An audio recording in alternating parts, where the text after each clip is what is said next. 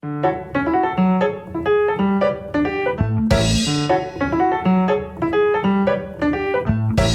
in your thoughts? Oh, what's in your mind? What fills your head and what leaves it behind? It's too much today. It's too much today. Hey there, listeners. Welcome back to Filling in the Gaps Rerolled. We hope you've had some great gaming since the last time you listened, and if you're new to the table, welcome. Like I said, we're Filling in the Gaps Rerolled. We may not be an actual play podcast, but we hope our podcast can help you to actually play. We're 3DMs who create stories or sessions based on a randomized theme and scenario. We have a table of 20 options. We're going to roll some dice to see what we get. This is a great way to get your creative juices flowing and work out your DMing muscles. Hopefully, partway through, you latch onto this idea and kind of take it off on your own tangent. With that, let us introduce ourselves. I am David. I'm Malcolm. I'm Sam, or DM Mambo. Yep, that's me. Okay. And joining us today is a very special guest host. She is part of the 644 5-star rated reviewed show with one of the best intros out there. And, of course, they are no turtle, but the Dungeon Master for Tabletop Champions, Lauren. Welcome to the table, and please give us some of your information. Anything you want to shout out? Yeah, hi everyone. My name is Lauren. I am a co-host for the Tabletop Champions, and I did DM and co-DM a couple seasons of Tabletop Champions.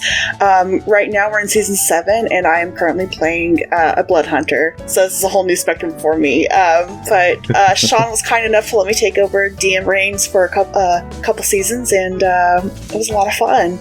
Right now, the only things I'm really working on is Kyle has started teaching me how to edit the podcast, so now I am a co-editor with Kyle, and kind of in the background, something I'm working on, I haven't really talked about it a whole lot, though, is I'm working on another D&D podcast. Nice. There's some plot work going on behind the scenes, and this one's going to be a little bit more different setup. It's going to be with friends, so not entirely from the TTC crew. These are all people from my hometown, so yeah, just kind of working on that in the background. So that's me.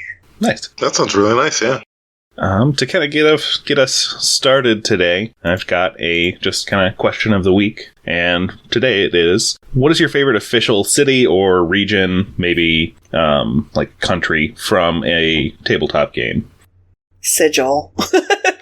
I love Sigil. I'm not sure what that is. Sigil is the city of doors. It's a D&D world, a plane. It's very complex. I'm afraid I'm going to mess it up explaining what it is, but it's basically kind of its own plane, where the only way that you can really get in is with a port key. The Lady of Madness, she has many names that she goes by. She rules the city. And it's a very complex city that doesn't really have any rules. And a lot of people are able to get in there, but getting out is kind of the tricky part. She's very against anyone worshiping her. And in fact, if you start worshiping her, she punishes you. But the only way really in and out of the city is through port keys. So it's very tricky, sketchy city to kind of traverse. So yeah, it's one of my favorite areas. Nice. I'm gonna look that up. I'm trying to think. But yeah, I think for me, I would say, I think I have to go with Waterdeep. I love how chaotic it is, and it's one of the first modules, I guess, that I ran that wasn't like something I homebrewed. Mm-hmm. So I guess I'll go with Waterdeep. Ravnica's pretty up there too. Pretty fun. A homebrew, an official city, I've never been in one. Every game I've played has been homebrewed. Even when I've played like in the vein of or in the world of a specific thing, it's always been like, well, elements have changed from the module drastically. And most of the time, I end up DMing things, so it turns more into homebrew in that fashion. But even when it's just like, anytime where we end up being in something official, it almost immediately goes off the rails, or we leave it because we're like, let's go do something crazier than this. And so that's what ends up happening. I would have to say that mine, and I'm not super familiar with the Eberron setting in 5e, but in 3.5, they had a place called the city Sharn, which is the city of towers, and it's basically just a multi-leveled tower built into a like mountainside. that is this city, and it has all the different kind of interactions between the levels of the tower that are really interesting. Interesting. Yeah, I'm not too familiar with anything besides really 5e, unfortunately. That's when I jumped in. Yeah, we're having a little conversation actually before recording about the other editions of D&D and how those are kind of interesting. So That's definitely a word for it. more complex, but yeah. The first tabletop game I ever played was Pathfinder, which is kind of based off a little bit of the rules of 3.5. But the first D&D game edition that I played is the Forbidden One, the 4E. But even then, it was homebrew, so I didn't explore a lot of the worlds there. So, but there's definitely interesting stuff from the past too. Yeah.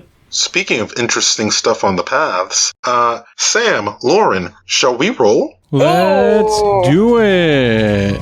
Today I am going to roll these new set of birthday dice I got from my girlfriend. They are, I don't know, it has like sparkles or gold, I think, at the bottom, and there's like a seashell inside, so they're kind of cool. Ooh, you need to ask her where she got those so I can go get them.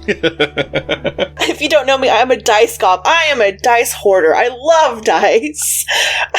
The Crooked Tavern. Crooked Tavern. I'm writing that in my notes. Crook, right? Crooked. Okay. The Crook Tavern. Here's a little Crooked Tavern. Little thingy here over the Zoom. Oh. See, after a week, oh yeah, not sponsored, of course. After a week of teaching second grade, I can't read anymore. It's okay. I understand that.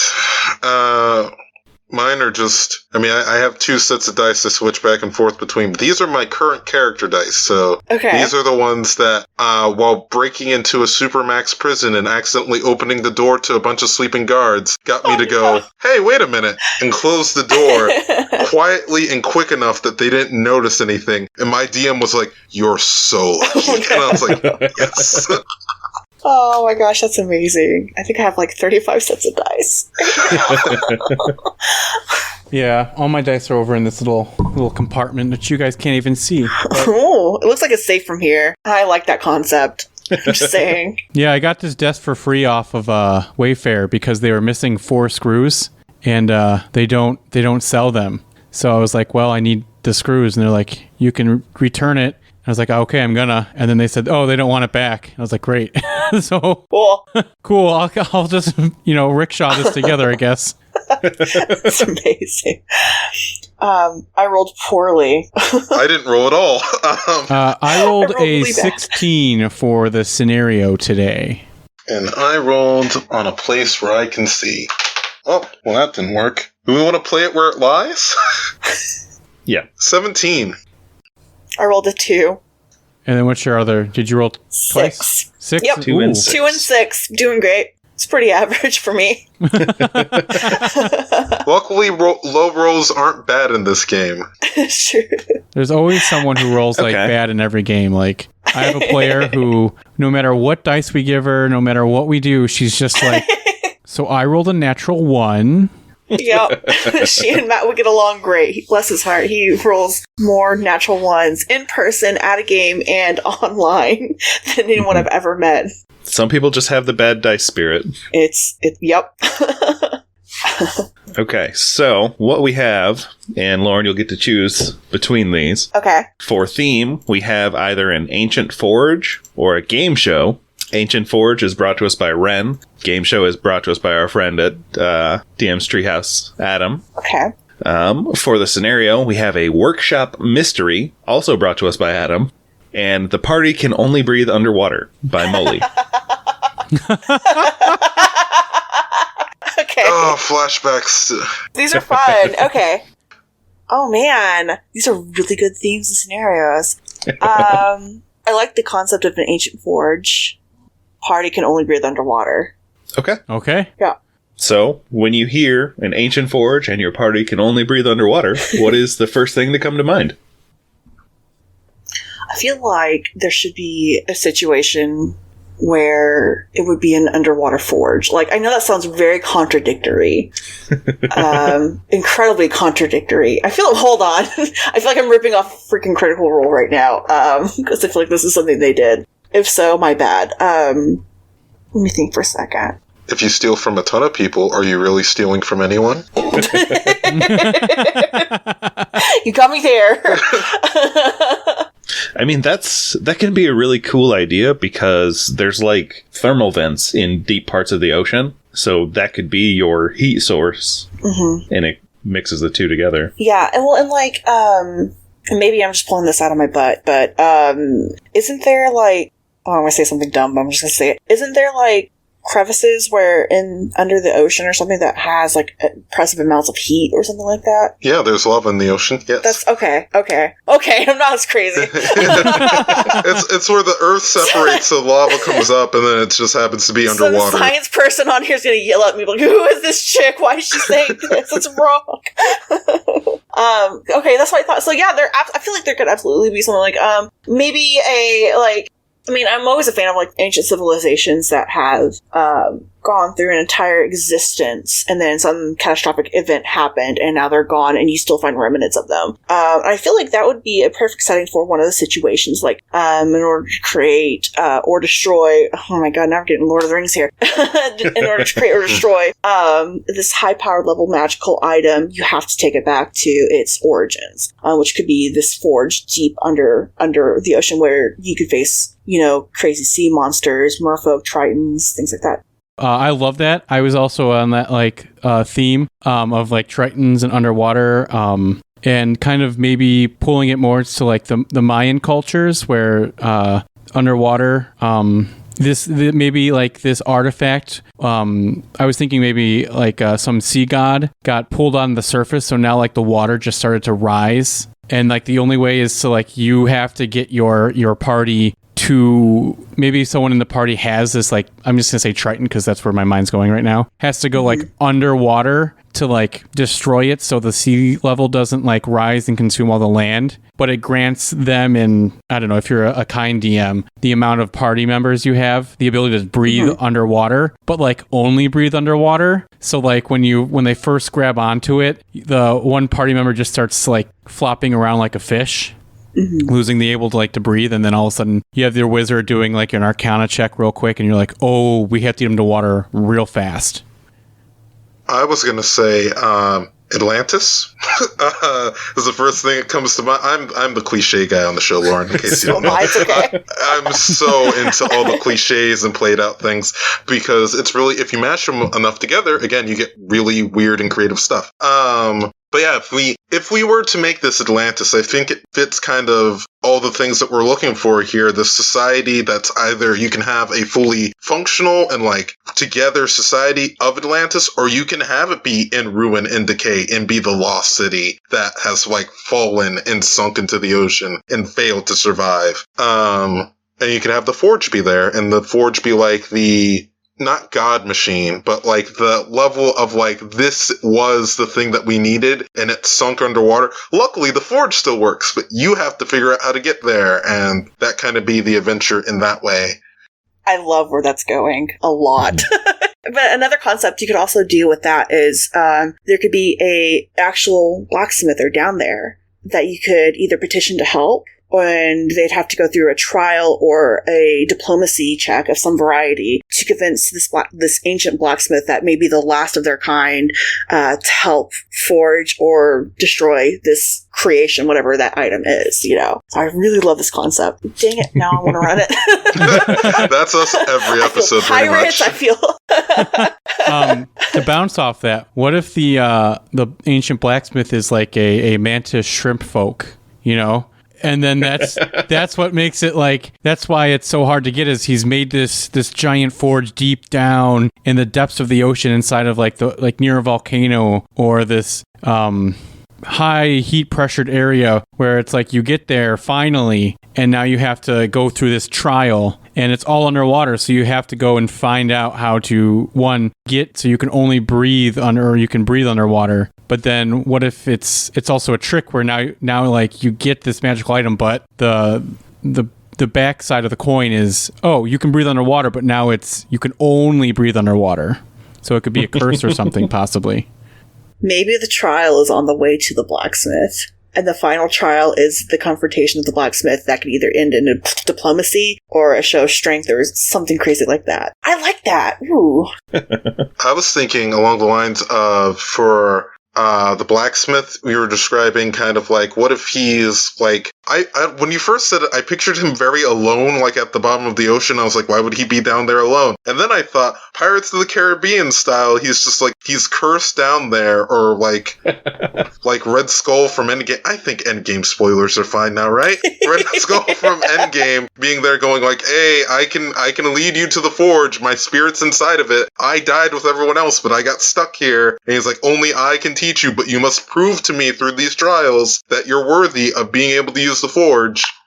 So kind of that idea, but... To add on to this, we talked about 3.5 a little bit earlier. There was like a... it's listed as a drug or poison, but it's aboleth mucus, which is this thing that if you ingest it, it makes it so you cannot breathe air, and you can only breathe water. It lasts like 3 hours. But it would be interesting if the reason you're going to this forge is there's an aboleth or something of the kind that kind of wants to move in. And once the trial is completed, the forge will shut down and they can kind of take it over. But it's too hot for them right now. Go ahead, Michael. I was going to say, I don't want to dismiss also Sam's idea earlier of like sea levels rising. I think that's really cool, that concept of like the ocean's moving in on the land. And that way it's like, oh, you kind of have a ticking clock for something, even if it's not all going to happen in one day, even if it's like, oh, my campaign arc or campaign arc takes place over the time it would take for this to happen. It's like you now have stakes for what would happen if you fail. Yeah, I think we could merge the idea of the aboleth is the one who set this in motion.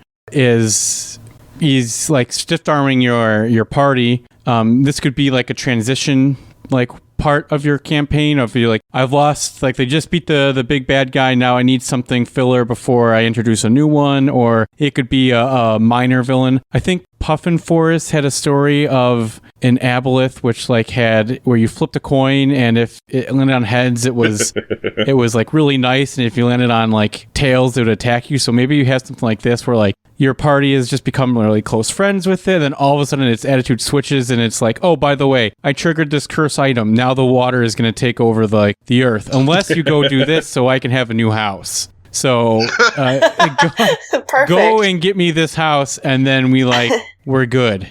Mm-hmm. Okay, but as you said, go get me this house, I now thought of like this House Hunters Extreme, where you're trying to go around and find a house for this aboleth, and he's just like, it's gotta have these things, and you're like, oh, if it doesn't have the bedroom in the right spot, will he be upset? They're looking for this new thing.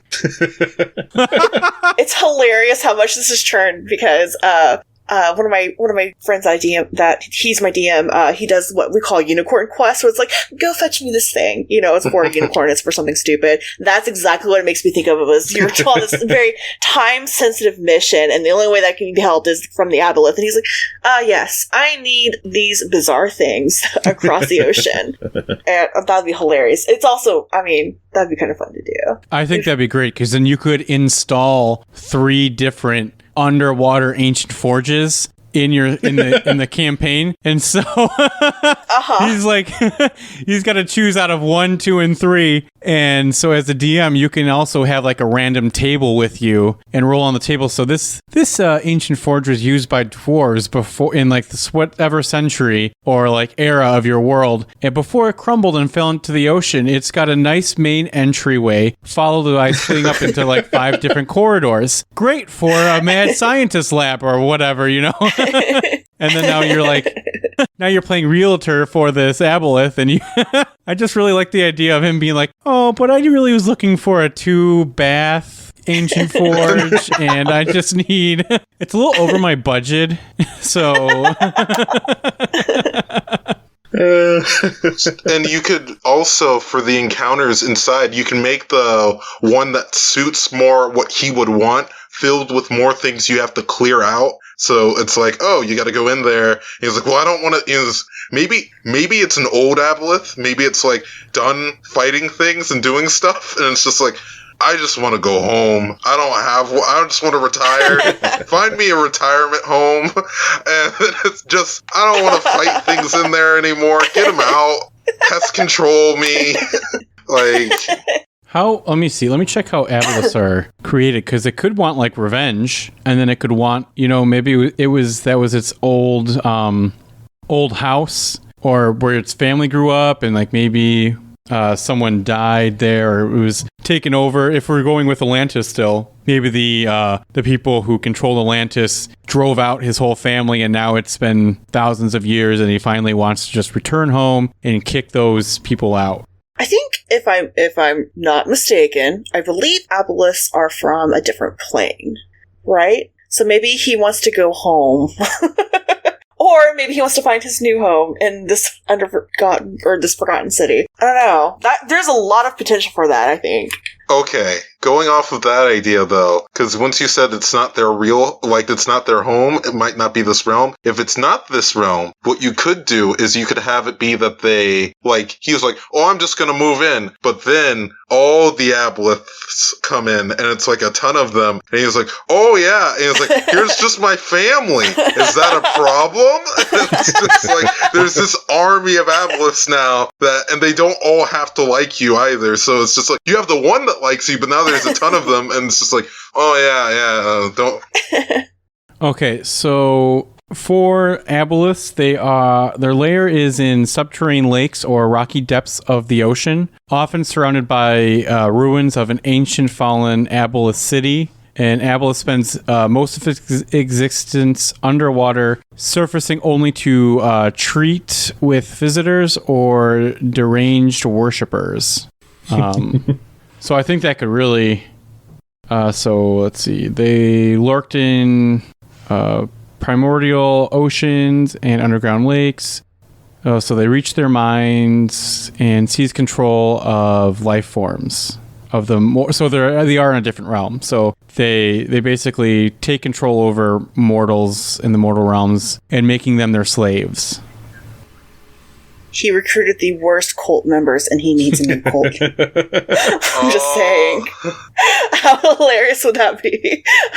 That's in his house. He's just really awkward about trying to get him out. He's like, this is the party that never ends, and I need you to get rid of them. They keep worshiping me. I don't want it. They suck at it. David, I'll let you go first. Okay. Also, part of like the backstory for an aboleth is they're this really old ancient race, and they were like around before most of the gods were. We brought up dealing with like a sea god, and I think it would be interesting because the way that the like lava flows in the ocean work is they create islands. So it could be this like competition between a sea god and a land god, because the land god's no longer getting those islands because it's blocked off by this forge. So the aboleth could be kind of taking sides in that because they don't really see gods as like important. Yeah, that's a good idea. Yeah, I really like that. We were about to say the same thing about how they were destroyed by the gods. So yeah, if you want to pull in a god, or you have a god in your world, I think this is now your time for your party, because you might be playing an evil party. If your campaign's evil centered, you could now have them join up with this aboleth, and they could team up to like overthrow the gods in your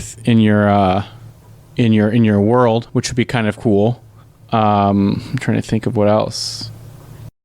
I just realized if we focus on that aspect, it's going to be a lot like Pokemon Ruby and Sapphire. You're not wrong.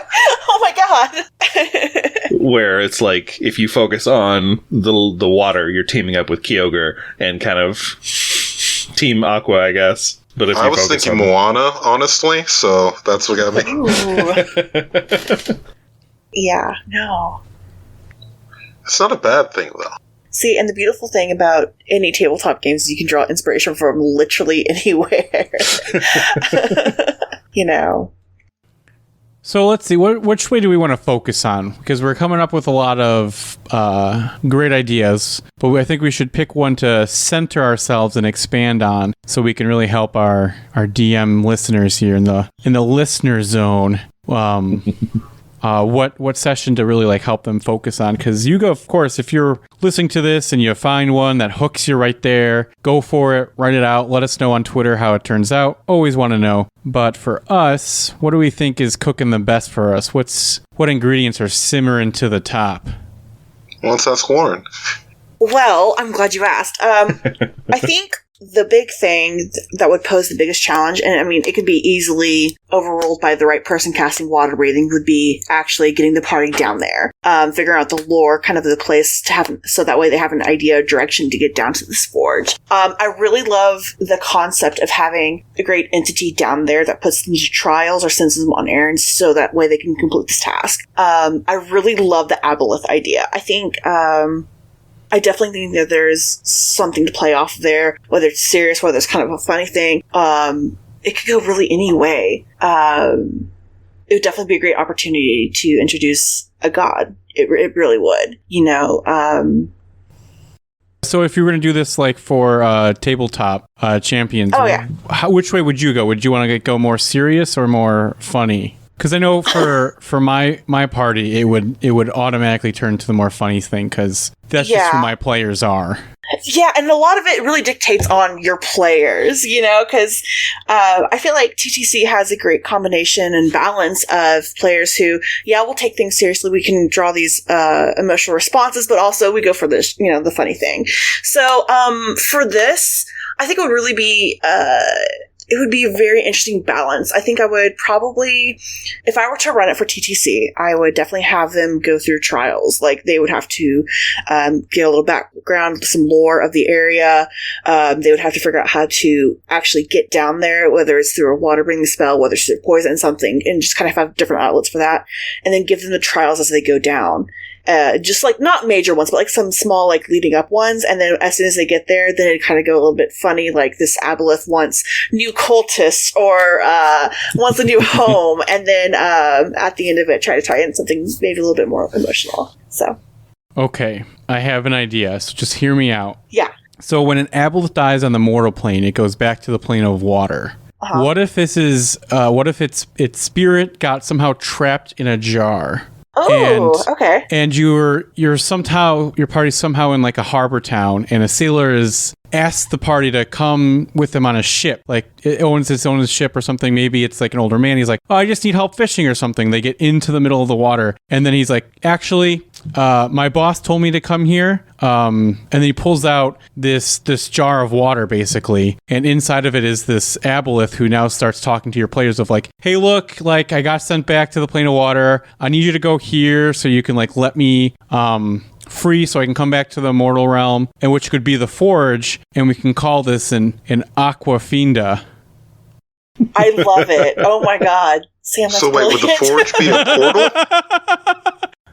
But then you can do like the house hunter aspect still if you want, but then you can also play in the cultist part. So if your players start to like love this aboleth, he can like, you guys want to make a pact and I can give you some special powers or something, or you could have maybe if you want to make the ship bigger, you can have these new cultists be like, praise Aquafinda type thing. And they want to take over the world by selling jarred water. That's how they do it. So I'm sorry. There's a game called Spirit Fair where you literally fairy or whatever, where you take spirits, fulfill their wishes, and so that way they can move on from the next world. That's exactly what makes, because you have to build houses for them and build all these resources and do missions for them. It's on the Switch. This is not sponsored. Love that game. But that's exactly what makes me think of this, is because they want to move on to the afterlife, right? They want to go back to their realm. So they need the cult leaders, they need the cultists, they need the home, they need to go back to the specific forge, they need to be broken from their magical confinement in that forge. This is a great idea. I'm glad we're talking about this. This is great. I just had another thought. So just doing like the wishes part and fulfilling the wishes. So as a DM, you can lay out if you're trying to prep your players for a certain like upcoming trial or combat scenario, like this is now your time where you can have them go, you need to go find this, and then this mechanic is something now they're already used to, so when they go into the main quest line, it's not like a stop point of, oh no, you have to do this, this, and this. Now it's like, oh, remember that time when you helped the aboleth get back into the mortal plane? Like, that's it. And if you have that jar there, it solves the problem of getting them into the water, because now they can drink it and breathe the water. That's really good. That is good. So what, after you described that game, Lauren, it reminded me of The Witcher 3 actually has a DLC where you have to work off some favors for a guy who saved your life. And at one point he's like, oh, just give this ghost whatever he wants. And the ghost is like, yo, I want to go to like a party. I want to hang out with people. And it's like it's a weird list of things where he's like, I want to like fight a dude. And then I want to like go over here and like drink again and taste. And it's like all this stuff where you're like, okay, that's normal, but odd. But to have like the aboleth have its equivalent of that, of it being like, hey, what I really want is to like put my house to rest, kick out the people who are like squatting in my home, get this ready, get this like this, and kind of have that level of like, this is what I want you to do.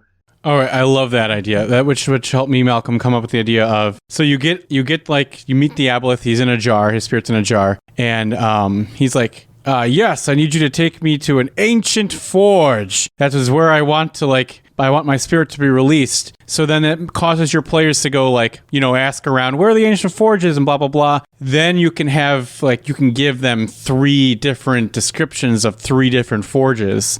So going back to the house hunter theme. So then you go to house like A and they go and they explore it. Like this one I would have maps for. So I'd be like, this is like what you see, blah, blah, blah. It was built by this person in this time. And then even if you really want to put in the work, DM, you can add in like, oh, this would cost, 12,000 gold in today's money type thing. And then you go to number 2 and number 3, and then you have to like go back, and the aboleth is like, oh, well, I really like number A and B, but C is definitely off my list. So then you don't even have to, then your players eventually, one of them I'm sure will be like, oh my God, did we just do house hunters? And that's the shining moment. So I really love that. I love the idea of this aboleth being kind of like a fun, go-lucky party guy. But I think the reason for this could be when he was put into this jar, it was like sealing him. Like someone fought him in the past, and rather than let him die and go back to the elemental plane of water, they put him here. And they did it at this specific forge. And so he has the choice of like continuing to live like this or just dying 100%.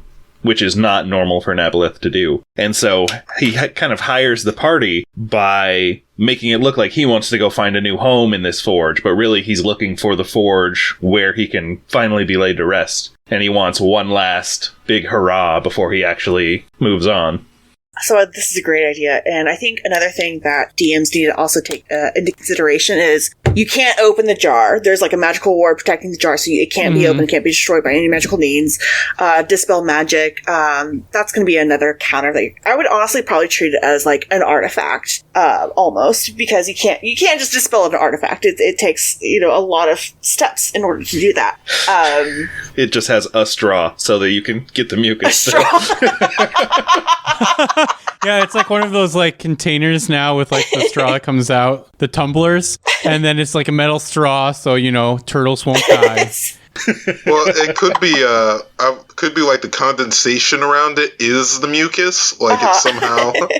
Oh, it's an ever clammy jar. Ooh, that's really good. That's good. Yeah. I'm gonna run this now, and I'll text you guys. Yes, please let us know if you run this. Yeah. So this would be a lot of fun. But yeah, I like the idea that we're coming up with of there being somebody else down there, some other not necessarily evil, but some other, like, opponent that it's like, oh, that opponent was at House B, but I don't want to let them know it was at House B, so it's like, okay, you go through and you get down, and you're like, A, B, or C? And he's like, well, C's definitely out, but A and B are looking pretty good. Let me see B again? And it's like, all right, just studying that guy. So if we want, we could also have like a trident be the guy who holds the jar, so that way he can go with the party and swim with them. But I think it'd be fun if we could like come up with a pun for Suzanne Wong, who is the original host of House Hunters, because then you could say that to your players, and then they could, like, you know, if you get a pun enough, no one's gonna like realize it. So I think that could be another fun way to just like, you know, oh yeah, I can't think of any of them right now, but I know as soon as we stop recording, I'm going to have like 50 like shoot through my head. But if you could play a pun off of that name. Mm-hmm. All I can think of is Jack Cousteau, who's the first submarine guy. Or Scuba, pardon me.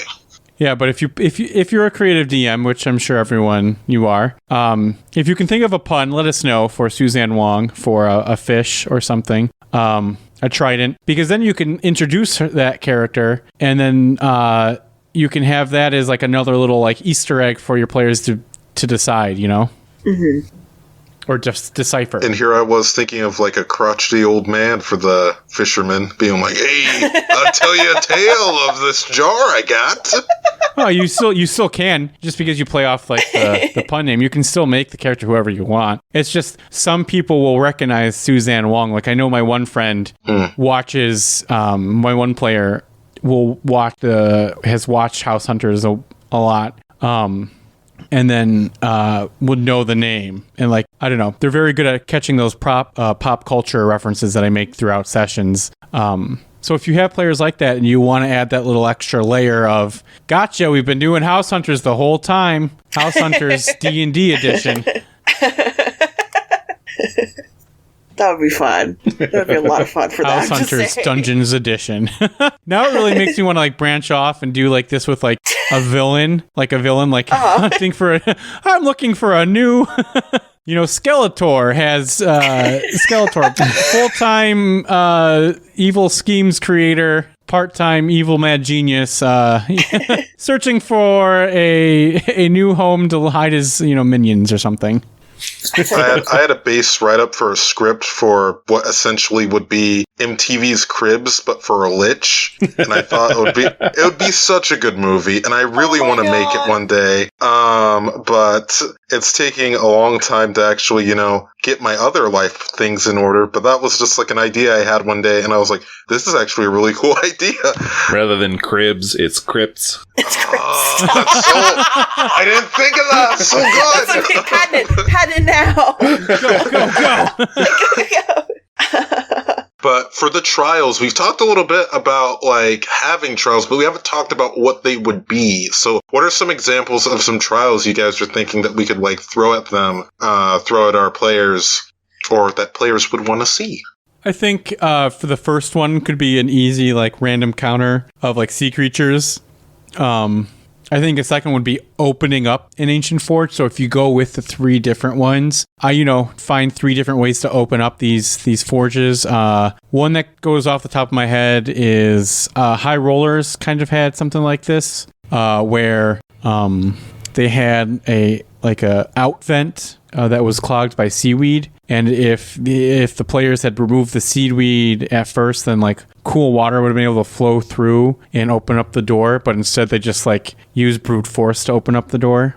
And then if you like, I get like no spoilers, I guess, if you're listening to High Rollers and you haven't gotten there, it was quite a while ago. But you know, sorry. But if they like moved that seaweed and stuff, it would have also like cooled all the magma from the volcano as well. So then like they just had like they just made it harder for themselves, which a lot of parties do. It's all right, as long as they get through it, you know? Whenever we have one, like if we have a person who's manning the forge, you could have a neat scene where you actually have to craft something to, like, show that you're okay to go in there. I definitely think I love the forge idea because in a game that I had ran for someone, it was something very similar to they had to craft a celestial key for something. But they had to go through all these steps to do it. Like, they had to make a specific Arcana check to make sure that the magic was being embedded into it. They had to make a Strength check to make sure they could actually, work the forge and things like that. I think definitely having them work the forge would be a trial in itself, and not getting burnt. It could be like an octopus person that runs this, and so they have all of the tentacles to handle everything, but your party would have to do it as a team. Yeah, and it really forces them to actually work as a team, because sometimes you get moments or at least I have moments with new parties trying to figure out where they fit in with each other, and they work very independently of one another, which can cause some chaos. But I think having a situation that forces them to work as a team can definitely help.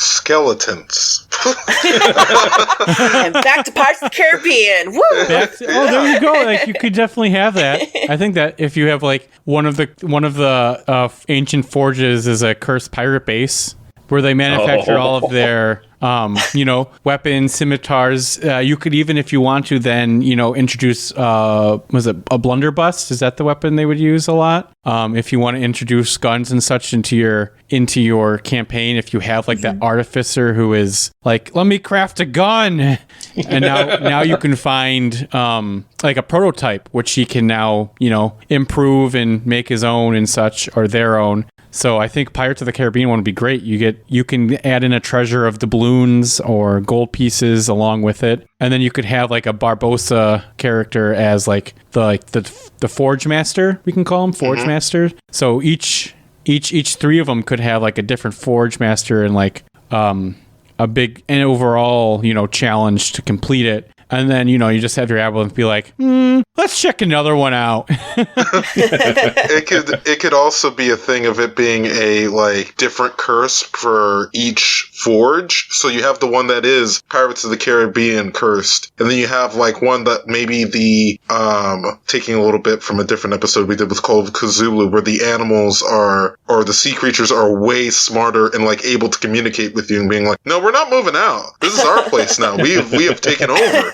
And then so on and such forth. You have these crazy curses that you can definitely come up with, because I can't right now.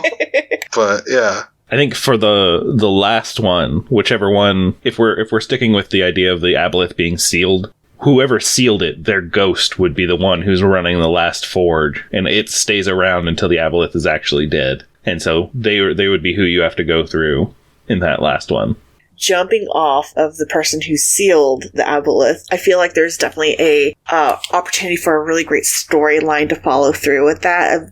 Of maybe that Ghostman, if you release him, it's gonna have a really good moral debate about it, kind of that morally gray area. Maybe not, I don't know, but it could definitely be we sealed him because of these reasons, and if you let him go, you're just really have something kind of bouncing off of that. And maybe the ghost is the adversary. The ghost of whoever sealed this Aboleth is the adversary that you will have to face, Yeah, I love that idea. Actually, I think I like that a lot, because then you could have the Aboleth be no, I changed, man. All this time, these 1,000 years in this jar, I got to explore the land. I got to go to some cool parties. It was a great time. I don't even want that anymore. I want to now just, experience it physically and have some fun.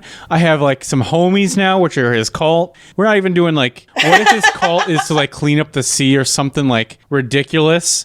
But maybe that ghost who sealed him is the final encounter for whichever ancient forge you choose for him. So you can still have, if you want to go with the house hunters, I guess, so you can still have A, B, and C. They each have their own mini boss battle, but then he's oh, I'm going to choose B because it's the nicest and I really like the view. The commute's bad, but we like the view more. That's when all of a sudden this corporeal warrior, ancient warrior, phases out of the walls and says fool, you can't unleash this man, or something like that. Yeah, I gave my life for this. Yeah. You could also, if we're going more comedic, because as you described, him and his group of supporters, I automatically thought oh, he's an influencer now. Oh my god. And so he's just running around going hey, welcome to I'm gonna go house hunting with my new bros. What's up? I love it. Oh my god! So we have an influencer aboleth stuck in a jar of water named Aquafinda, and is just I can just imagine him like using like minor image or major image or something, just taking up like all the brands. So if you put brands into your world or something, so it's got like just out of Critical Role. So he's like, yeah, this jar was made at Gilmore's, and he's got like all these logos and such over him, kind of like putting a sticker on your Hydro Flask. And he has like that one attendant who like carries him around, so like their outfits is all like blazed out. Or if we're gonna make the bottle look like a Hydro Flask, you could have the person carrying around like themed after like an Isco girl. So you have all the scrunchies, and you get to quote whatever they quote. Oh my god, yes. Oh my, yeah. Just typical like TikTok references and all of the Instagram stuff. Like you just all of a sudden the person holding the bottle of water freezes and puts up his two fingers and purses their lips or something like that. And when they release him, they say, "Welcome to my unboxing video."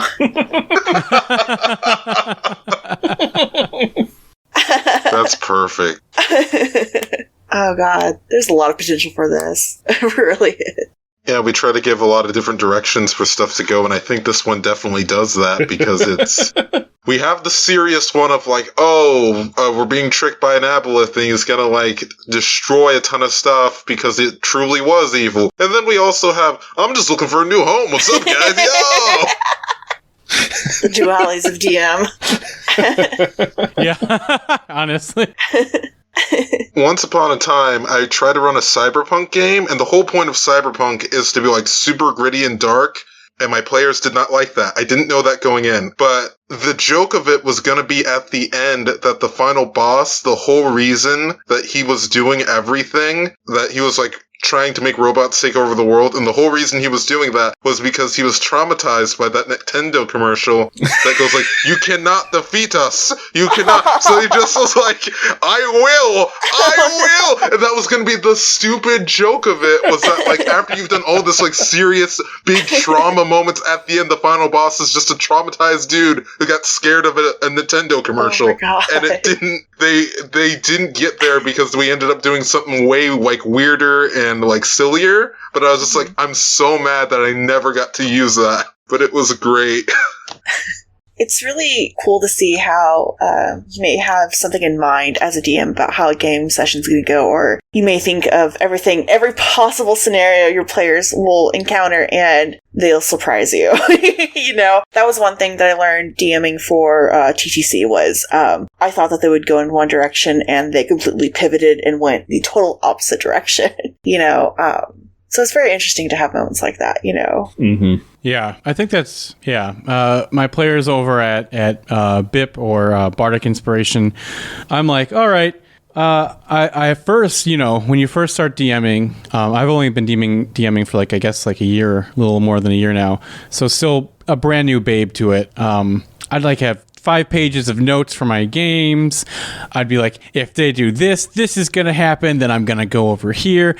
But now I take the lazy DM route. I write three, the beginning, middle, and end, and 2 possible scenarios. And I'm like, whatever you guys want to do is what we're going to do. So one time, I think one time we spent 45 minutes shopping for our wedding outfits. And I was like, if you guys entertain and you're having fun, that's what we're going to do this session. And that's the important thing about games, being a DM, is making sure that your players are comfortable and having a good time. It gets interesting. Like, TTC was the first group I've DM'd and actually recorded. Like, I do side DMs. I DM for a Curse of Strahd group. That's not recorded, not podcast. And it's really interesting because, like, I feel like you have to present yourself differently in podcast format as a DM. But like you said, like, I had 5,000 things written down for each potential scenario. Like, whenever I was first approached by Sean to run TTC seasons, whatever I did, 5, I had everyone's backstories. I had every, like, world building stuff, like what was going on in Trenton, what was going on in this city. It was 30 years after this happened, and so like I wrote down every single thing. I didn't need every single thing. There was no way we would touch on every single thing. Like, so if anything, it taught me to be flexible and be kind of just prepared for the unexpected, really, And one thing I learned as a DM, if I can share some parting wisdom on you. There is a PDF form called the Consent Form, Tabletop Role-Playing Consent Form. If you guys haven't used it, I highly recommend it, even with your groups that you've been gaming with for a long time. Because sometimes there will be stuff that comes up on it that will surprise you. And that's just kind of, my blanket statement is always use the consent form, You said it was the tabletop consent form? Yeah, I'll send you a link to it. I think that's what it's called. I'll have to go back and double check. But I will, I could definitely send you guys a link on Twitter. Is that free? Yeah, it's a free PDF. A fan, it's pretty great. Yeah, a fan made it and has shared it. I think they shared it last year, but I share it with my groups. I didn't know of it whenever I started running for TTC, but I found it afterwards, and I plan on sending it to them if I DM for them again. Because there'll be some groups where you're very comfortable and you know each other's boundaries. But like with my Curse of Straw group, I gave it to them flat out because we had some complications show up, and that helped shine a light on some areas to avoid. So I highly recommend it. I'll send you guys a link in Twitter afterwards. So. Oh, totally. Sweet. Yeah, we'll definitely put that in our show notes so our listeners can get a hold of it as well and make a tweet about it.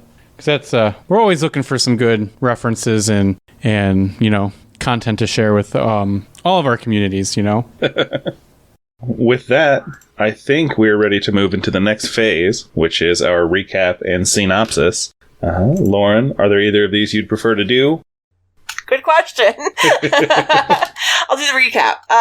So we talked today about our theme was Ancient Forge, and our scenario was party can only breathe underwater.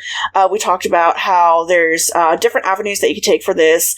Number one, getting your party underwater. Why are they down there? And what will they face?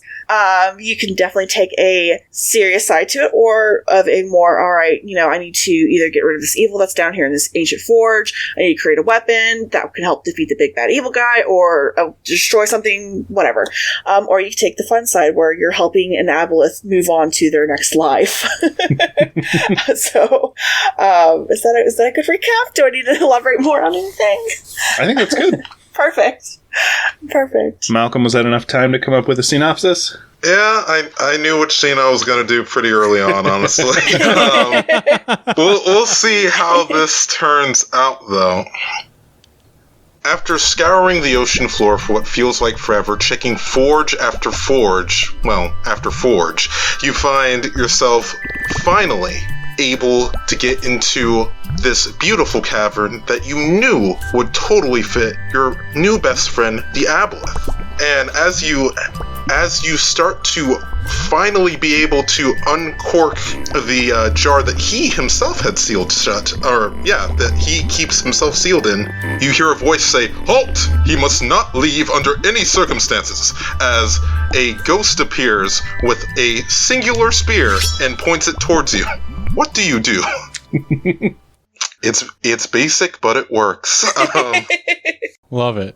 So that's it for this episode of Filling in the Gaps Rerolled. We want to thank Lauren, our guest, very much for coming on and helping us.